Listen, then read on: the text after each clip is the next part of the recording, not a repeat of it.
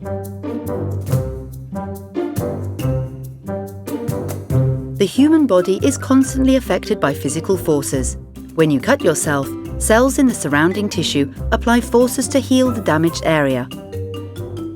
In the same way, cancer cells apply forces to spread to other parts of the body. To understand these mechanical forces, we need to look at them at many different scales, from molecules to organs, and all the way up to entire organisms. Understanding how these forces work would allow us to unlock new avenues in cancer research, regenerative medicine, and the design of biomaterials to be implanted in the body.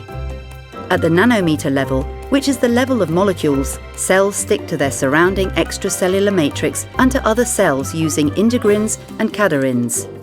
Forces applied to these molecular links change their properties, determining how cells behave, and sometimes activating the expression of genes.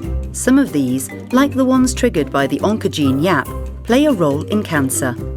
At the micrometer scale, cells work together to respond to their environment. They combine biochemical mechanisms, such as signaling, with a biophysical response to react to mechanical forces, such as when there's an injury. Similarly, at the millimeter level, the tissue level, the collective actions and interactions among large groups of cells define the architecture and function of the tissue, depending on where it is in the body. And at the meter scale, the scale of entire organisms, all interactions at the molecular, cellular, and tissue level integrate to result in organs and ultimately functional organisms. We know that forces are involved at all the different scales, but how exactly do they contribute to tissue and organ behaviour? To find out, the Mechanocontrol project will put together a toolkit to uncover cells' responses to forces at every scale. Like a well-stocked toolbox, the kit will include different tools in which the 7 Mechanocontrol partners are experts.